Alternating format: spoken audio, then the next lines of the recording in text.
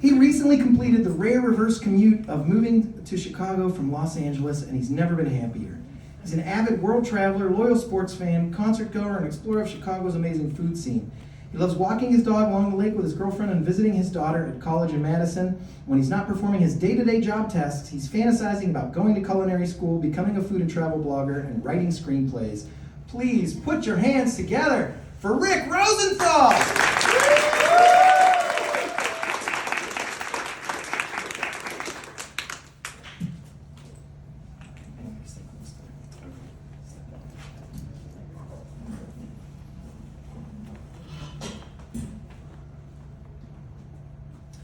I write, I travel, I eat, and I'm hungry for more. Years ago, before I even knew what the term blogger meant, some friends told me I should quit my job and become a full-time food and travel blogger. Now, I never figured out how to do that professionally, but I do maintain blogs on Facebook and Instagram for anyone who wants to follow my culinary adventures. No amount of travel could have prepared me for the experience I'm about to share with you. But before I tell you that story, it's important for you to understand that when I plan a trip, I completely immerse myself in the history, culture, food of my destination. I create meticulous hour-by-hour spreadsheets of what to do, where to go, and what to eat. And it's all based around one simple question. What do they do here better than any other place on earth? While preparing for a recent trip to Portugal, I bookmarked 275 things to do and places to eat for a 6-day trip.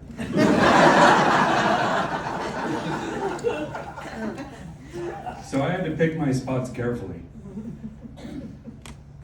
Now, Portugal is a foodie's paradise, and Portuguese cuisine might be the most overlooked and underappreciated cuisine in the world.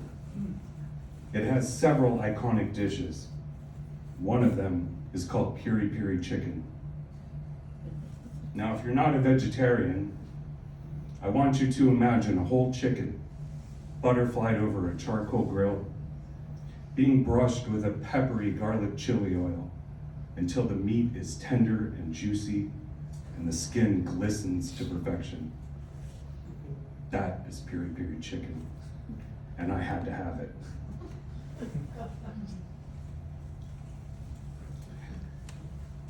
So I found several places in Lisbon that served this dish, but none compared to a tiny 10-seat restaurant in a residential neighborhood called Frangoqueria Nacional. The reviews I read raved about the food, and the pictures were mouth-watering. As I read on, I learned that this restaurant is a one-woman operation. She is the owner, chef, server, busser, cashier, and dishwasher all by herself. I was impressed. I was intrigued. I was sold. There was just one issue. Some reviews mentioned that Chef Sophia can be rude to tourists and play favorites with the locals.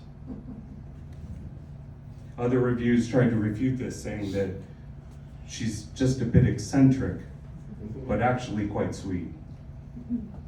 So when I arrived at my hotel in Lisbon, I asked the front desk if they could help secure a reservation for me. They did, and the next night, my girlfriend Yuki and I were on our way. After a brief delay and mild freakout because Google Maps took us to the wrong street, we arrived at the restaurant 10 minutes before our reservation time. I took a moment to gather myself before going in, because I had a feeling I might need to be on top of my game for this one. I opened the door, and before I could step inside, the chef yelled at me from the kitchen 30 feet away. "I have no more food. I'm closed." I tried to respond. I have no more food. I'm closed. Even if we have a reservation? I have no more. What's the name? Rick for 2 people at 8:30. She walked over to a mirror on the wall where she writes down the reservations for the night. She sees my name and invites us in. As I'm taking off my jacket, the chef asked me, "What do you need?" Now, I haven't sat down. I haven't seen a menu, but I had done my research and I was prepared. 1 whole chicken, 1 sausage, and garlic rice. And she just stared at me. So I asked, "Is that good?" "I don't know, might be too much." And she walked away. So Yuki and I sat down, and we remained completely silent because we were too scared to talk. A few minutes later, the door opened again, and a man managed to take 2 steps inside the restaurant before the chef yelled at him, "I have no more food, I'm closed." And he said, "Not even for takeaway?" I turned and looked at this man like he was a child in a classroom about to get in big trouble for talking back to the teacher. "I have no more food. How can I do takeaway?" "Oh, I remember you. You've been here before." And with optimism in his voice, he said, "Yes." And she said, "Well, I have no more food. I'm closed. I'm sorry. You have to go." And she shooed him out of the restaurant. She closed the door and flipped the sign from open to closed. It was at that moment I realized that we were in an episode of Seinfeld with chicken playing the role of soup.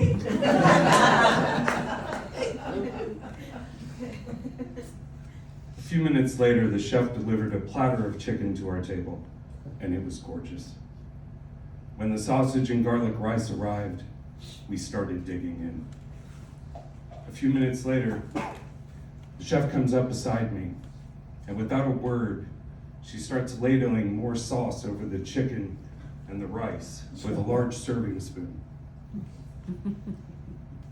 I leaned over to her, and I said, "Everything is so delicious." She scoffed, rolled her eyes, and hit me in the forehead with the serving spoon.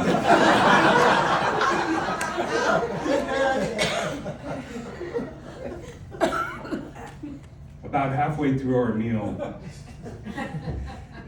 I leaned over to Yuki and I quietly said, "We don't have any drinks." And she whispered back, "I know." And it occurred to me that I've never been scared to order a drink at a restaurant. But after getting hit in the head with a spoon, somehow I felt bold enough to ask the chef if she had any beer. "How many?" "2." And she promptly delivered 2 cans of local beer to our table. As she walked away, she asked, "Do you need glasses?" I looked at Yuki. "No, I think we're okay." "You need glasses." The chef came around behind us, literally grabbed the can out of Yuki's hand, poured it into a glass for her, and walked away. I guess I'm sticking with the can. I almost expected her to say, "No glass for you." Later, I noticed that when the people at the table behind us finished eating, they cleared their dishes over to a counter by the kitchen. So when we finished eating, I gathered up our dishes and I started walking towards the kitchen. And the chef yelled at me once again, "I don't need your help." To which I said, "Too bad." I I set the dishes down and I confidently walked back to my seat because I had already eaten and I was no longer afraid of getting kicked out. A few minutes later, the chef comes by and sets down a piece of cake and 2 shots of schnapps that we did not order. And I leaned back as she walked away and I said, "Oh, you are the best." And over her shoulder, she said, "Sometimes." By the time we finished dessert, we were the only people left in the restaurant. So again, I gathered up our dishes and I headed over to the kitchen. I asked the chef how much we owe her. She did quick math and said 18 euros. 18 euros for all that food? Come on. I practically begged her to charge us more. But she refused. So I handed her a 20. And I said, "Please keep the change." But since tipping isn't really a thing in Portugal, she insisted I take the 2 euros back. I thanked her for feeding us. She thanked us for coming in. And she extended her hand to shake mine.